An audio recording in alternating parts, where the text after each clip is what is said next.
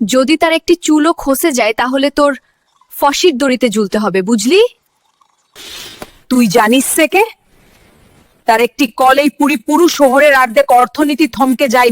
যদি আমার এই মালিকের কিছু একটা হয়ে যায় তাহলে তোকে আমি নিজ হাতে শেষ করে ছাড়বো। আর কোনো ডাক্তার, কোনো যন্ত্র, কোনো ভগবানও তাকে বাঁচাতে পারবে না। এই কথাগুলো যখন রাতের অন্ধকারে ফিসফিস করে উঠল, তখনও শহর পুরোপুরি জাগেনি। সূর্যের প্রথম লাল আভা কেবল উঁচু উঁচু বিল্ডিংয়ের কাছে ঠিকরে পড়ছিল। আর ঠিক সেই মুহূর্তে একটা রোগা হাড্ডিসার ছেয়ে কাঁধে ছেঁড়া বস্তা ঝুলিয়ে সরু গলির মুখে এসে দাঁড়াল। বয়স মাত্র 18-19, নাম রাহুল, কিন্তু কেউ তাকে নাম ধরে ডাকে না। সবাই চেনে শুধু একটা কথায়, ওই কুড়াতলা ছেলেটা। রাহুল প্রত্যেক ভোর 4টায় চোখ খোলে, মায়ের পুরনো শাড়ির টুকরো দিয়ে সেলাই করা বস্তাটা কাঁধে তুলে নিয়ে বেরিয়ে পড়ে। হোটেলের পেছনের ময়লার ড্রাম, হোস্টেলের ডাস্টবিন, সরকারি হাসপাতালের বাইরে জমা মেডিকেল বর্জ্যের স্তূপ, যেখানেই যা পায়, প্লাস্টিকের বোতল, কার্ডবোর্ডের টুকরো, লোহার স্ক্র্যাপ, সকাল হতে না হতেই বস্তা ভারী হয়ে ওঠে। দুপুরের আগেই কবাড়ির দোকানে বেচে দেয়। সেই টাকাই তার কলেজের ফি, সেই টাকাই তার নতুন বই, সেই টাকাই তার জীবনের একমাত্র স্বপ্ন। কিন্তু শহর জানে না এই কুড়াতলা ছেলেটাই রাজধানীর সবচেয়ে নামকরা সরকারি মেডিকেল কলেজে MBBS প্রথম বর্ষের ছাত্র। কলেজে তার চেহারা অন্যরকম, ফাটা চপ্পল, ছেঁড়া শার্ট, ব্যাগের ওপর খবরের কাগজ দিয়ে মোড়া নতুন বই। কিছু ছেলে হাসাহাসি করে, আরে ভাই আজ কোন কুড়া পড়ে এলি? কেউ বলে, ডাক্তার হবি তো আগে গা ধোয়া শেখ। রাহুল কখনো জবাব দেয় না। সে জানে তর্ক করলে সময় নষ্ট হয়, আর তার কাছে সময়ের চেয়ে দামি কিছু নেই। রাত যখন গভীর হয়, শহর যখন নিঃশব্দে ঘুমায়, তখন রাহুল জেগে ওঠে। রাস্তার ধারের ম্লান হলুদ লাইটের নিচে বসে অ্যানাটমি বই খোলে। হাড়ের নাম, শিরার পথ, হৃৎপিণ্ডের প্রতিটি ধুকধুক সব কিছু তার মুখস্থ। তার কাছে হৃদয়ই সবচেয়ে প্রিয়, কারণ সে বিশ্বাস করে হৃদয়ে যদি চালিয়ে যায় তাহলে মানুষ সব কিছু সহ্য করতে পারে। তার বাবা অনেক আগেই চলে গেছেন, মা অন্যের বাড়িতে বাসন মাজেন। অনেকদিন ফিয়ের টাকা পুরোপুরি জোগাড় হয় না। তখন রাহুল দুদিন বেশি কুড়া তোলে, দুদিন না খেয়ে থাকে, কিন্তু কখনো পড়াশোনা অসম্পূর্ণ রাখে না। এই ছিল রাহুলের জীবন, একটা অদ্ভুত দ্বৈততা। দিনে কুড়াতোলা ছেলে, রাতে হৃদয়ের গোপন রহস্য পড়া ছাত্র। কিন্তু সেই সন্ধ্যায় সব বদলে গেল, একটা মুহূর্তে, একটা সিদ্ধান্তে, আর একটা হৃদয় যা থেমে যাওয়ার পথে ছিল। একদিন কলেজে প্রফেসর প্রশ্ন করলেন, যদি কোনো রোগীর কাছে একটা পয়সাও না থাকে তাহলে একজন ডাক্তারের প্রকৃত দায়িত্ব কি? ক্লাস নিস্তব্ধ। রাহুল হাত তুলল। স্যার, ডাক্তারের দায়িত্ব হলো চিকিৎসা করা, বাকি সব কিছু পরের কথা। কয়েকজন ছাত্র হেসে উঠল। প্রফেসর চুপ করে রইলেন। তার দৃষ্টি কয়েক মুহূর্ত রাহুলের ওপর স্থির হয়ে রইল। সেই সন্ধ্যায় রাহুল হাসপাতালের গেটের বাইরে কুড়া তুলছিল। সামনেই সেই বিখ্যাত প্রাইভেট হাসপাতাল, যার 1 মিনিটের চিকিৎসায় একজন গরিবের পুরো বছরের খরচ উঠে যায়। সে প্রতিদিন এই রাস্তা দিয়ে যায়, কিন্তু আজ ভাগ্য তাকে এখানেই আটকে দিল। ভেতর থেকে হঠাৎ চিৎকার উঠল, দৌড়াদৌড়ি শুরু হয়ে গেল। সিকিউরিটির চিৎকার, তাড়াতাড়ি করো, আইসিইউ প্রস্তুত করো। রাহুল মাথা তুলে তাকালো। স্ট্রেচারে করে একজন লোককে নিয়ে যাওয়া হচ্ছে।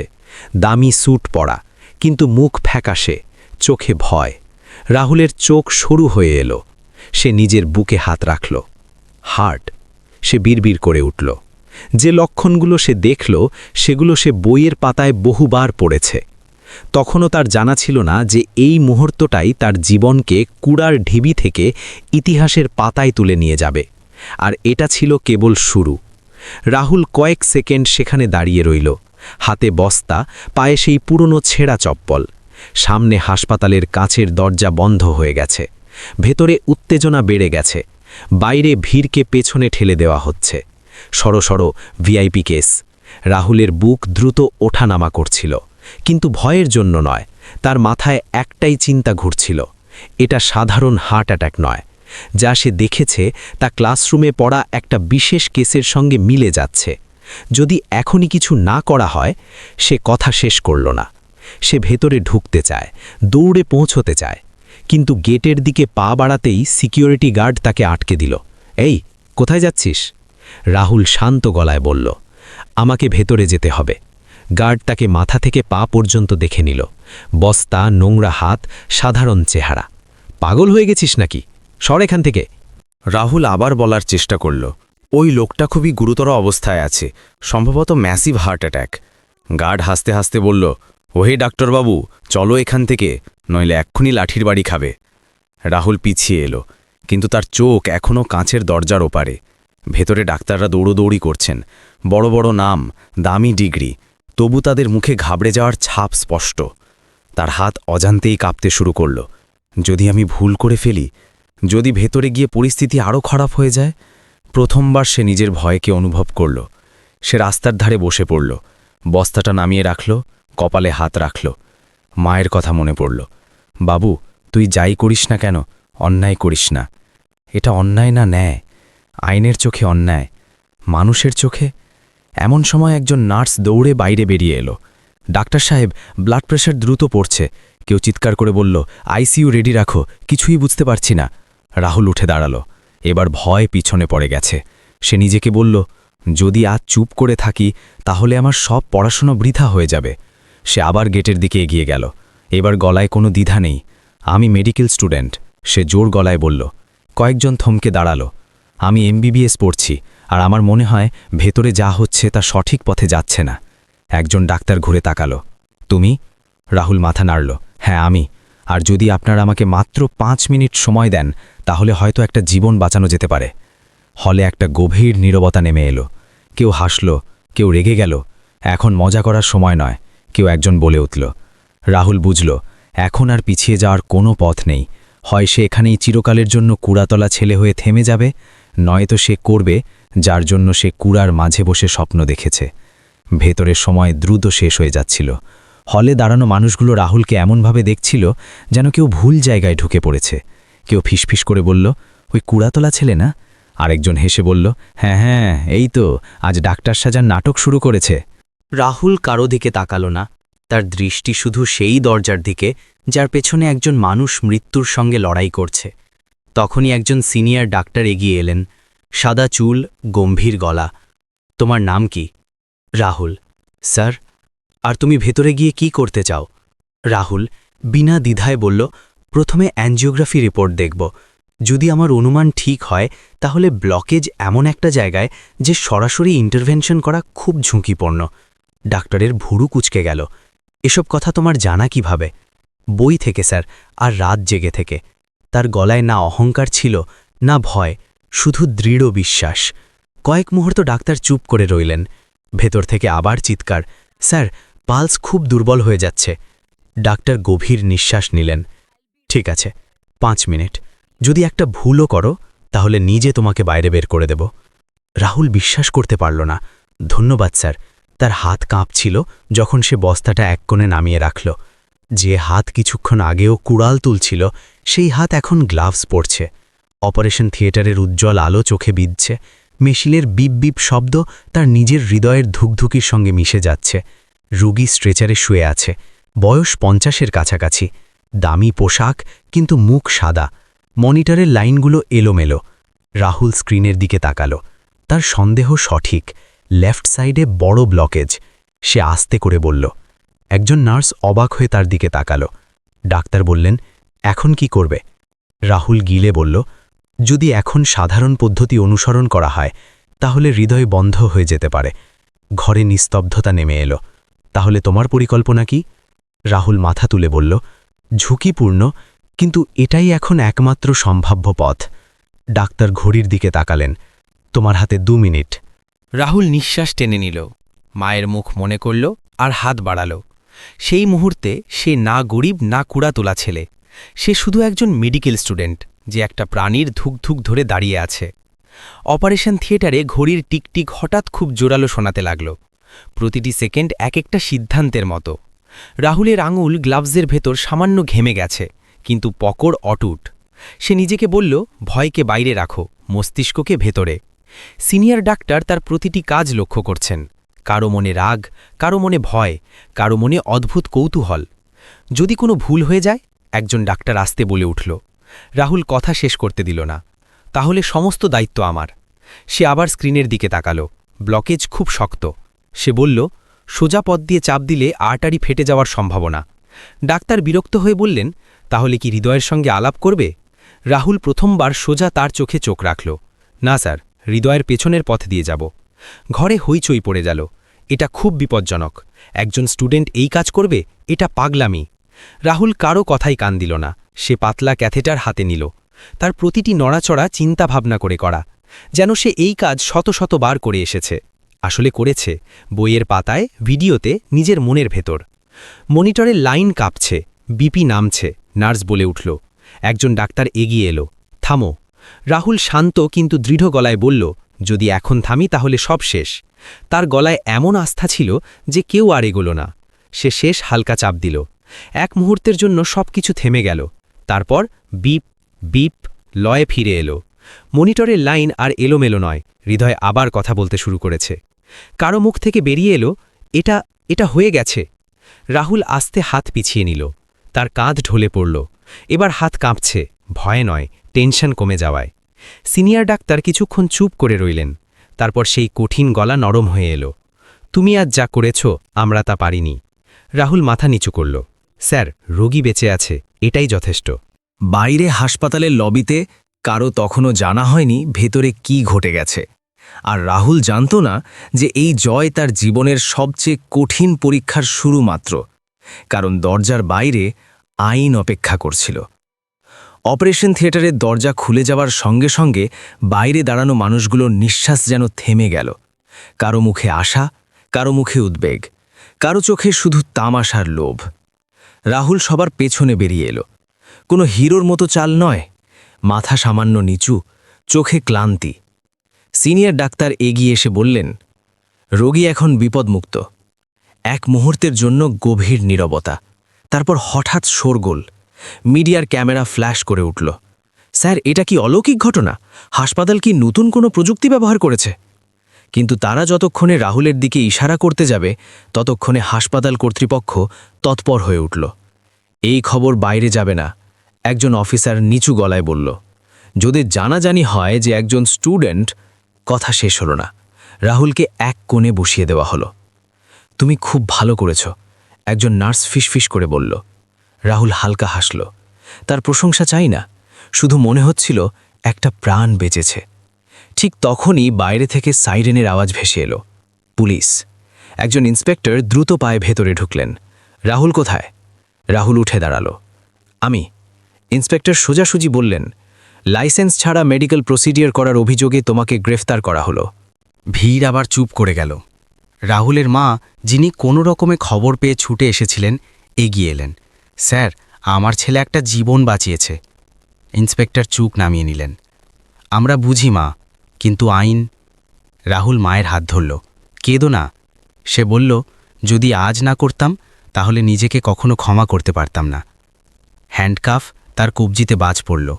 সেই কবজি যা কিছুক্ষণ আগে একটা হৃদয়কে সামলেছিল। ক্যামেরাগুলো সবকিছু ক্যাপচার করছিল। পুলিশের ভ্যান চলতে শুরু করল। পেছনে হাসপাতাল দাঁড়িয়ে রইল, চকচকে, নীরব। রাহুল জানালা দিয়ে বাইরে তাকিয়েছিল। তার মুখে ভয় নেই, শুধু একটা প্রশ্ন, সঠিক কাজের দাম কি এতটাই বেশি হয়? আর ঠিক সেই সময় আইসিইউ এর নীল আলোয় আরিফ খান ধীরে ধীরে চোখ খুললেন। বুকে হালকা যন্ত্রণা, কিন্তু ধুকধুক স্থির। মেশিনের বিপ বিপ আর ভয়ঙ্কর লাগছে না। তিনি শুকনো ঠোঁটে বললেন, আমি বেঁচে আছি। পাশে দাঁড়ানো প্রাইভেট ডাক্তার তাড়াতাড়ি ঝুঁকে বলল, হ্যাঁ স্যার, আপনি একদম নিরাপদে আছেন। আরিফ খান তার কথা কেটে দিলেন, মিথ্যে বলো না। অজ্ঞান হওয়ার আগে তোমাদের মুখ দেখেছে, তোমরা সবাই ঘাবড়ে গিয়েছিলে। তার গলা দুর্বল, কিন্তু কর্তৃত্ব অটুট। ঘরে নিস্তব্ধতা নেমে এলো। তার পার্সোনাল অ্যাসিস্ট্যান্ট এগিয়ে এলো। স্যার, সত্যি কথা হলো, আপনাকে বাঁচানোর কাজটা কোনো সিনিয়র সার্জন করেননি। আরিফের ভুরু কুঁচকে গেল। তাহলে কে? কয়েক সেকেন্ড নীরবতার পর অ্যাসিস্ট্যান্ট বলল, একজন মেডিকেল স্টুডেন্ট, খুব গরিব, কুড়ো তুলে পড়াশোনা করে। আরিফের মুখে বিস্ময়ে ফুটে উঠল। নাম? রাহুল। মনিটরের বিপ বিপ হঠাৎ জোরালো হয়ে উঠল। আর সে এখন কোথায়? স্যার, পুলিশ তাকে নিয়ে গেছে, লাইসেন্স ছাড়া সার্জারির কেস। আরিফ চোখ বন্ধ করলেন। কয়েক সেকেন্ড পর চোখ খুলে বললেন, যে ছেলেটা আমার জীবন বাঁচিয়েছে সে জেলে। তিনি ড্রিপ খুলে ফেলার চেষ্টা করলেন। তাড়াতাড়ি ফোন করো। এদিকে শহরের থানার হাজতে রাহুল মেঝেতে বসেছিল, পিঠ দেয়ালে ঠেকানো, চোখ বন্ধ। ঘুম আসছে না, ভয়ও করছে না, শুধু মায়ের চিন্তা আর একটা অদ্ভুত শান্তি, অন্তত লোকটা বেজে গেছে। হঠাৎ দরজা খুলে গেল। হাজতের দারোয়ান বলল, রাহুল? হ্যাঁ, চল বাইরে। রাহুল কিছু বুঝতে না পেরে উঠল। বাইরে এসে দেখল পুলিশ অফিসাররা ফোনে কথা বলছেন। জি স্যার, এক্ষুনি ছেড়ে দিচ্ছি। হ্যান্ডকাফ খুলে গেল। ইন্সপেক্টর বললেন, তোমার জামিন হয়ে গেছে। কে করেছে? রাহুল জিজ্ঞেস করল। ইন্সপেক্টর একটা নাম বললেন, আরিফ খান। রাহুল কিছু বলল না, শুধু মাথা নিচু করে রইল। কয়েক ঘন্টা পর হাসপাতালের আইসিইউতে রাহুলকে নিয়ে যাওয়া হলো। আরিফ তাকে দেখছিলেন, সেই সাধারণ পোশাক, সেই শান্ত চোখ। তুমিই তাহলে সেই ছেলে যে আমার হৃদয়কে আবার চালু করেছে? রাহুল বলল, আমি শুধু আমার কর্তব্য করেছি স্যার। আরিফ হাসলেন। আজ বুঝলাম, কখনো কখনো সবচেয়ে দামি জিনিস কুড়ার মধ্যে থেকে উঠে আসে। ঘরে কিছুক্ষণ নীরবতা। মেশিনের হালকা শব্দের মাঝে আরিফ রাহুলকে দেখতে লাগলেন, যেন কোনো বইয়ের এমন একটা পাতা পড়ছেন যা তার চিন্তাভাবনা বদলে দিতে পারে। তুমি জানো, আরিফ বললেন, আমার একটা সইয়ে লোকে কোটি কোটি টাকা কামায়, আর একটা ফোন কলে জীবনও শেষ হয়ে যায়। রাহুল চোখ নিচু রাখল। স্যার, আমার এসব নিয়ে কোনো মাথা ব্যথা নেই। আরিফ হালকা হেসে বললেন, এইটাই তোমাকে আলাদা করে। তিনি অ্যাসিস্ট্যান্টের দিকে তাকালেন। ওকে বসতে বলো। রাহুল চেয়ারে বসল। তার পোশাক এখনও একই, বাইরে মিডিয়ার হইচই, কিন্তু এখানে মেজাজ অন্যরকম। তুমি জানো, আরিফ বললেন, হাসপাতাল তোমাকে বাঁচাতে চায়নি, নিজেদের বাঁচাতে চুপ করেছিল। আমি না বললে তুমি আজও জেলে থাকতে। রাহুল প্রথমবার সোজা তার চোখে চোখ রাখল। স্যার, যদি আবার একই পরিস্থিতি হয় তাহলেও আমি একই কাজ করতাম। আরিফের হাসি গম্ভীর হয়ে গেল। আর যদি এর দাম তোমার কেরিয়ার হয়ে যায়? রাহুল বিনা দ্বিধায় বলল, ডাক্তার হওয়ার মানে শুধু ডিগ্রি নয়। আরিফ গভীর নিঃশ্বাস নিলেন। আমি তোমাকে পুরস্কার দিতে চাই, টাকা, গাড়ি, বিদেশে পড়াশোনা, যা চাও। রাহুল চুপ করে রইল। কয়েক সেকেন্ড পর বলল, স্যার, যদি সত্যিই কিছু দিতে চান তাহলে একটা কাজ করে দিন। বলো। আমার মাকে আর বাসন মাজতে না হয়, আর আমার ফি, বই, শুধু এটুকু। ঘরের সবাই একে অপরের দিকে তাকালো। এত বড় একটা জীবন বাঁচানোর পর এত ছোট দাবি। আরিফ মাথা নাড়লেন। আজ তুমি আমাকে অনেক কিছু শিখিয়েছ রাহুল। তিনি বললেন, সব কিছুর দাম টাকা দিয়ে মাপা যায় না। তিনি ডাক্তারদের দিকে তাকালেন। আর তোমরা সবাই মনে রেখো, আজ যদি এই ছেলে না থাকত তাহলে আমার জায়গায় অন্য কেউ থাকত। ডাক্তারদের মাথা নিচু হয়ে গেল। কিন্তু গল্প এখানে শেষ হয়নি। আরিফ পরের কথাটা আস্তে বললেন, আর একটা কথা, আমি চাই রাহুলের কেস পুরোপুরি তুলে নেওয়া হোক, আর তাকে সেই সম্মান দেওয়া হোক যা একজন ডাক্তার পায়। এই সিদ্ধান্ত সহজ ছিল না। আইন, মেডিকেল কাউন্সিল, হাসপাতাল, সবাই মাঝখানে। রাহুল বুঝল লড়াইটা এখনও বাকি, আর এই লড়াই অপারেশন থিয়েটারে নয়, সিস্টেমের সামনে। পরের সকালে শহরটা অন্যরকম লাগছিল। খবরের কাগজের হেডলাইন বদলে গেছে। কুড়া তোলা ছেলে নয়, মেডিকেল স্টুডেন্ট। যে হাতকে সমাজ অবহেলা করেছে সেই হাতই একটা হৃদয় বাঁচিয়েছে। রাহুল মায়ের সঙ্গে ছোট্ট ঘরে বসেছিল, সেই একই ঘর, সেই ভাঙা চেয়ার, কিন্তু আজ বাতাসে অন্য কিছু, ভয় নয়। রাহুল খবরের কাগজ ভাঁজ করল। মা, শোরগোল বেশি হচ্ছে। মা তার হাত ধরলেন। বাবু, প্রথমবার মানুষ সত্যিটা দেখছে। সেই দিনই মেডিকেল কাউন্সিলের জরুরি মিটিং ডাকা হলো। হাসপাতালের বড় কর্তা, সিনিয়র ডাক্তার, আইনের লোক, সবাই মুখোমুখি। একদিকে নিয়ম, অন্যদিকে একটা জীবিত মানুষ।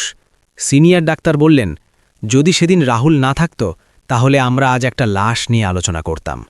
বহুক্ষণ তর্ক চলল।